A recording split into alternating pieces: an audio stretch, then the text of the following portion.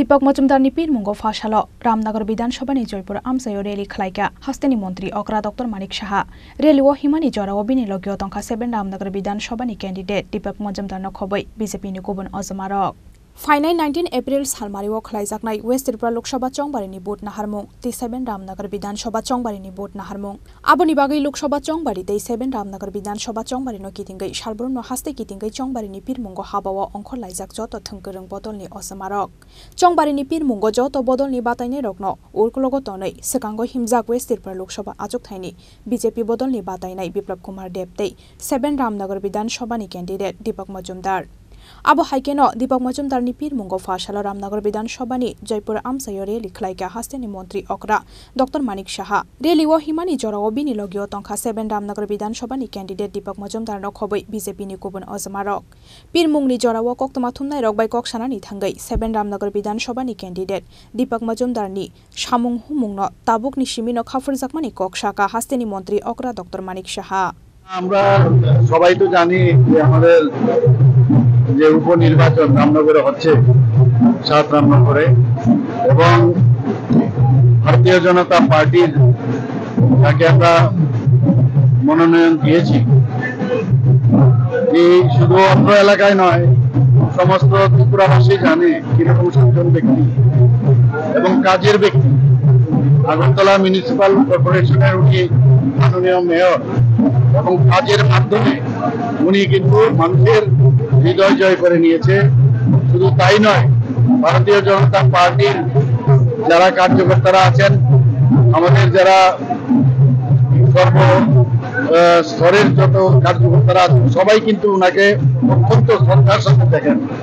এবং সেই কারণেই ভারতীয় জনতা পার্টির পক্ষ থেকে ওনাকে মনোনয়ন দেওয়া হয়েছে এবং মনোনয়ন পত্র সাবমিটও করা হয়েছে আপনারা সবাই দেখেছেন এবং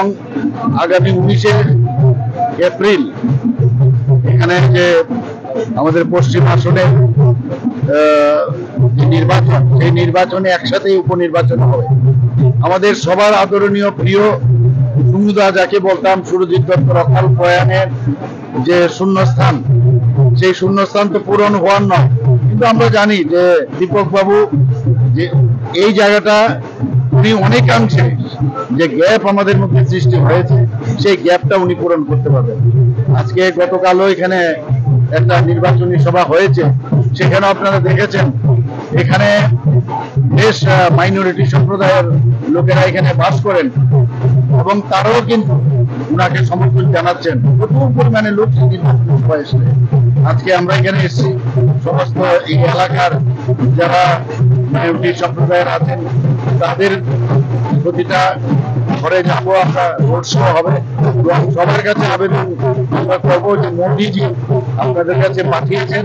এবং মোদিজি আপনাদের আশীর্বাদ চাইছেন এবং আমি নিশ্চিত পশ্চিম আসনে এবং আমাদের 7 রামনগরে প্রচুর পরিমাণে মানুষ ভোট দেবে এবং ওনাকে জয়যুক্ত করবেন এবং সেই রেজাল্ট আপনারা 4 জুনে আপনারা দেখতে পাবেন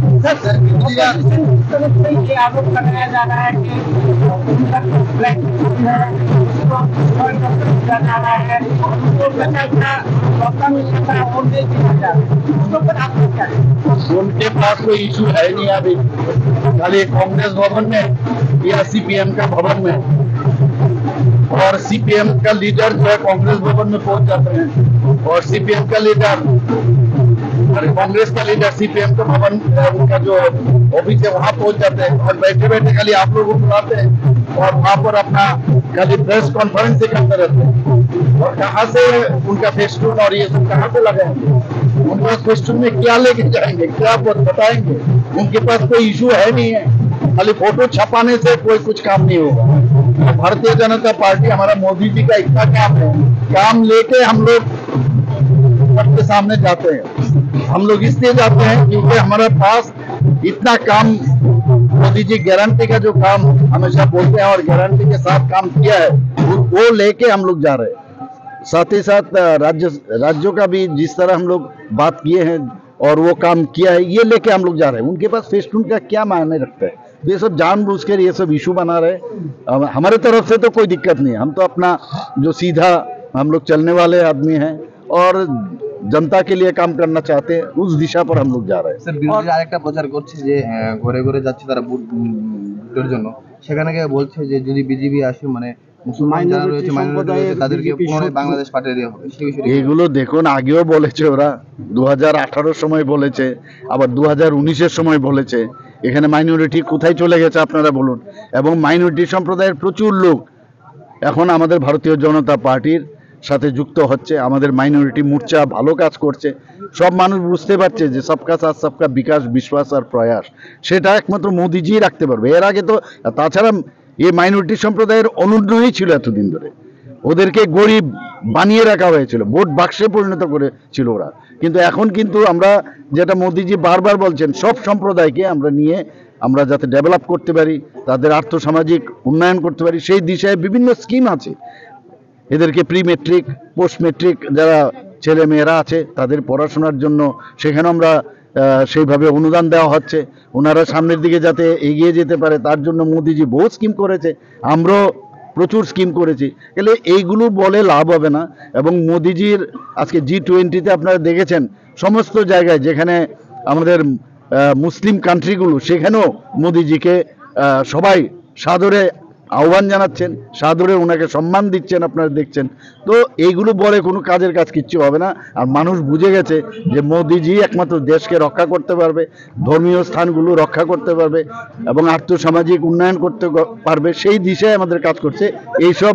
বলে কিছু কাজের কাজ কিচ্ছু হবে না, এতটুকু আমি বলতে পারি। Abahaiken Ramnagar Amsayo Tonglai Joto Lugurokno, Buskangni Shalote bo develop Kleinai Nekok Rekha Hasteni Montri Okra Dr. Manik Shaha.